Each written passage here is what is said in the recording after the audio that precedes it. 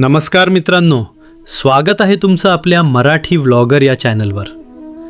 जर तुम्हाला अशा भक्तिमय आणि प्रेरणादायी कथा आवडत असतील तर व्हिडिओला लगेच लाईक करा आणि चॅनलला सबस्क्राईब करायला विसरू नका.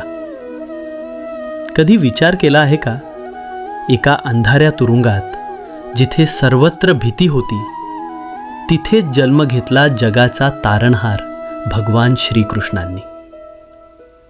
ही कथा आहे अधर्मावर धर्माच्या विजयाची, भीतीवर श्रद्धेच्या विजयाची आणि भगवान श्रीकृष्णांच्या दिव्य जन्माची. मथुरा नगरीत एक अत्याचारी राजा राज्य करत होता. त्याचं नाव होतं कंस. कंस खूप शक्तिशाली होता, पण त्याहून जास्त तो क्रूर होता. एक दिवस कंस आपल्या बहिणीचा देवकीचा विवाह वासुदेवांसोबत करत होता. सगळीकडे आनंदाचं वातावरण होतं. संगीत, उत्सव आणि आनंद. पण अचानक आकाशातून एक आवाज घुमला. कंस, तुझा विनाश तुझ्या बहिणीच्या 8व्या मुलाच्या हातून होईल. हे ऐकताच कंसाच्या चेहऱ्यावरचा आनंद एका क्षणात गायब झाला. तो रागाने वेडा झाला आणि त्याने तलवार उचलली देवकीला मारण्यासाठी. तेवढ्यात वासुदेव पुढे आले आणि म्हणाले, कंस, तू देवकीला मारू नकोस. आम्ही वचन देतो, आमची प्रत्येक संतती तुला देऊ.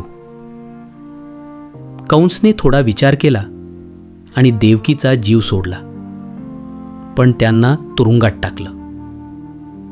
तुरुंगात एका मागोमाग एक देवकीच्या 6 मुलांचा जन्म झाला आणि प्रत्येक वेळी कंस त्या निर्दोष बाळांना निर्दयपणे मारत होता. देवकी आणि वासुदेव अश्रूंमध्ये जगत होते. त्यांच्या मनात फक्त एकच प्रश्न होता, हे कधी थांबणार? 7व्या वेळी देवकी गर्भवती झाली, पण भगवानाच्या मायेने तो गर्भ रोहिणीकडे गेला आणि तोच पुढे बलराम झाला. आता वेळ आली होती 8व्या बाळाच्या जन्माची. त्या रात्री, कृष्ण जन्माची रात्र, संपूर्ण मथुरा काळोखात बुडाली होती. आकाशात वादळ होतं, पाऊस कोसळत होता आणि त्या अंधाऱ्या तुरुंगात देवकीने एक दिव्य बाळाला जन्म दिला. तो साधा बाळ नव्हता, तो होता स्वतः भगवान श्रीकृष्ण. त्या क्षणी तुरुंगातील साखळ्या आपोआप तुटल्या, दरवाजे उघडले आणि सैनिक गार झोपेत गेले.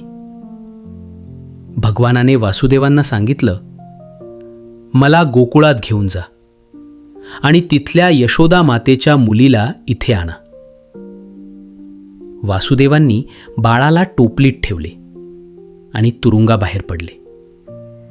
बाहेर प्रचंड पाऊस होता. यमुना नदी प्रचंड वेगाने वाहत होती, पण वासुदेव पुढे चालत राहिले, श्रद्धेने, विश्वासाने. जेव्हा ते नदीत उतरले तेव्हा चमत्कार झाला. यमुना नदीने आपला मार्ग दिला आणि भगवान शेषनागांनी आपले फड पसरून बाळ कृष्णाला पावसापासून वाचवलं. वासुदेव गोकुळात पोहोचले. तेथे यशोदा मातेने एका मुलीला जन्म दिला होता. वासुदेवांनी बाळांची अदलाबदल केली आणि पुन्हा मथुरेला परत आले. सकाळी कंसाला बातमी मिळाली की देवकीचं 8वं बाळ जन्माला आलं आहे. तो तुरुंगात धावत आला आणि त्या बाळाला पकडलं, पण ते बाळ त्याच्या हातातून निसटलं आणि आकाशात प्रकट झालं. ती देवी होती आणि ती म्हणाली, कंस, तुला मारणारा जन्मला आहे, तो गोकुळात आहे. कंस घाबरला, पण आता उशीर झाला होता. भगवान श्रीकृष्ण जन्माला आले होते, धर्माची स्थापना करण्यासाठी आणि अधर्माचा नाश करण्यासाठी.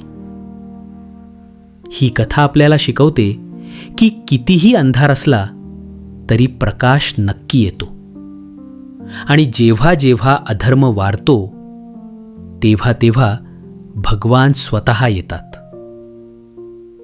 जर तुम्हाला ही कथा आवडली असेल तर व्हिडिओला लाईक करा आणि आपल्या मराठी व्लॉगर चॅनलला सबस्क्राईब करा. अशाच आणखी भक्तिमय कथा पाहण्यासाठी बेल आयकन नक्कीच क्लिक करा.